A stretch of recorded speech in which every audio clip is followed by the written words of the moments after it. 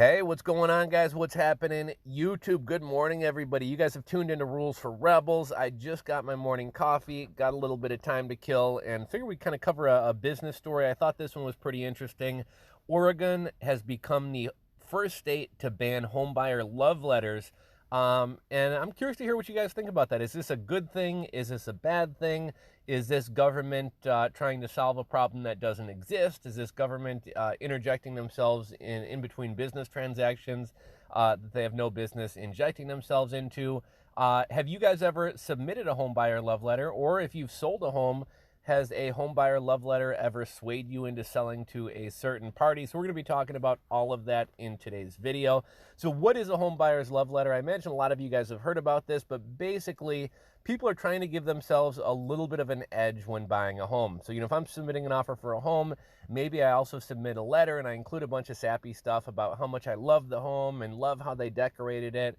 And, I can see myself hosting family get-togethers in the backyard and holidays in the dining room. And it would just be so amazing. And I really want to buy your house, and hoping that kind of gives me an edge over another buyer. The real estate market is insane right now. There's like less than a month of inventory out there. I've been shopping for a house down in Florida for over a year, and I'm really kind of kicking myself for not pulling the trigger on some things earlier. There's some houses that last year I was looking at for maybe $270,000, and today that same house would probably cost me $330, $350, maybe even as much as $380. Housing prices are insane, and it's kind of hard to tell what's going on. You see stories about how the number of home sales are dropping, and some media outlets are making it seem like the real estate market is kind of cooling off.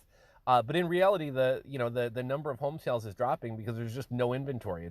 It's like if the new iPhone comes out and all the all the units sell out the first day, and they're a little bit backlogged because of chips, and they can't make more phones, and they're like, oh well, iPhone sales are down. Well, yeah, iPhone sales are down because there's no iPhones to be sold, right? Like the demand was so insane that they all sold out right away, and there's none left to be bought. That's why sales are down. Yeah, so love letters, like I said, are when somebody writes a letter to the homeowner. Now, I really don't get it. I saw a couple discussions in the comment sections of articles, as well as like on Reddit and some other places, and a lot of people swear up and down that they got their house because of a homeowner love letter, or they sold their house to somebody because of a homeowner love letter. Personally, I find it hard to believe that somebody's gonna pass up cash or short themselves just for a quote unquote warm fuzzy feeling. I can see how these might work, like if all other things being equal, the offers are almost the same dollar amount. The terms are pretty similar. They're both conventional loans with 10% down or 20% down.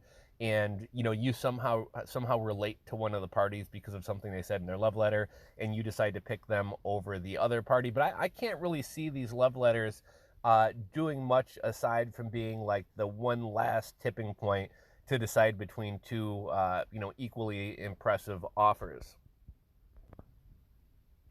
The reason these love letters are being banned, they're saying that, it could lead to discrimination. If you say something in your article that lets somebody know something about yourself that has to do with a protected class, so either family size, race, ethnicity, nationality, religion, sexual orientation. If you say anything in your love letter that kind of identifies you as one of those things, now the love letter, quote unquote, leads to discrimination.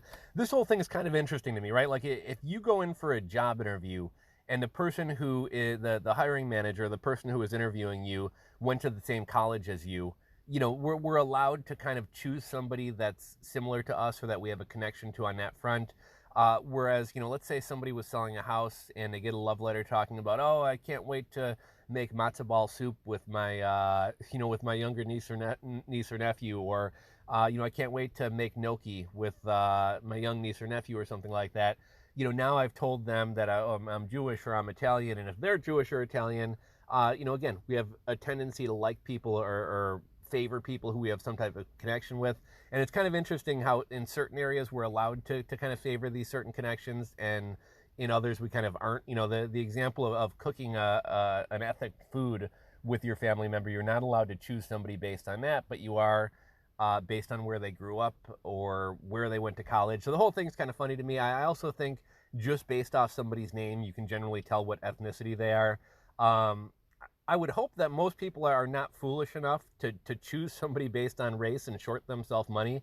But who knows? But yeah, I mean, I think you can generally tell somebody's ethnicity by their name, and names are on contracts. So I mean, unless we're going to make real estate contracts or real estate offers anonymous, I don't really see this law doing a whole lot. Also, I think it's kind of interesting that the government is kind of interjecting between how two parties kind of negotiate a housing deal. From my understanding, what this law actually does, it prohibits the realtors from conferring these letters between the parties. But if you saw somebody's name on the contract and wanted to look them up and send them a letter, there's nothing wrong with doing that. I saw some people in forum comments and article comments suggesting this. Personally, I would find it kind of creepy if somebody looked me up, found my address, and sent me a letter. But anyhow, I'd love to hear kind of your guys' thoughts about this. So drop a comment down below. We'll get into the article right now. I'm selling a house in the Chicago area right now. It's really been insane. So I put the house up on the market. I was asking 180. I think maybe 2 days went by. All of a sudden, I started getting a flood of showings. I think I had like something like 9 showings the first day. Wound up having, I think it was 4 offers. My realtor basically told them, we got a number of offers, bring your highest and best. And everybody submitted their offers, wound up accepting. It actually wound up working well. When you're trying to accept an offer, there is more than just money. There's obviously terms. One of the offers I had, the person wanted to do 100% financing, which I didn't even think that they allowed that anymore. But that's just not a strong offer, right? There's very little chance these people are going to be able to get a loan for 100% of the value of the house. So we wrote that one off, knocked another one off because it was FHA and the other one was conventional. So it was an easy decision to make. Turned out the highest offer also had the most earnest money, the largest down payment. So we wound up going with that one. Literally like 12 hours after they made the offer, they emailed back and wanted to back out. I'm guessing they got caught up in kind of the bidding and wound up bidding higher than they had initially wanted to. So a couple days of downtime, house is back on the market. Tried to buy a house lately. House is back on the market, getting a flood of showings again. But I'm just amazed, like how much, I guess there's very little inventory. Like my house is probably one of the only houses in the market within maybe 3/4 of a mile of there. So, there's not a whole lot of selection. I get a text message every time there's a showing and my phone's going off all day long. So I'm hoping to have another offer within the next 24, 48 hours here. But let's get into this story. Oregon bans homebuyer love letters. The love letters could reveal personal information about the buyers that could lead to discrimination or even the perception of it. Portland, Oregon. Homebuyers in Oregon will no longer be able to submit buyer love letters with their offers in an attempt to sway sellers to accept their offer over others. Governor Kate Brown signed House Bill 22550 in June, which directs sellers agents to reject direct communication from buyer to seller outside of the scope of a traditional offer. And here's an interesting thing about this law, right? So we're supposedly dealing with this huge eviction crisis. The eviction moratorium is looming. Landlords have been, especially small-time landlords, have been destroyed over the past year. In September here, we're about to see a flood of tens of millions of evictions. And of all the things the government could be spending their time on, rather than trying to solve this looming foreclosure crisis, they're worried about making laws about buyers and sellers exchanging letters, right? Like it seems kind of silly to me, but I don't know, let me know what you think.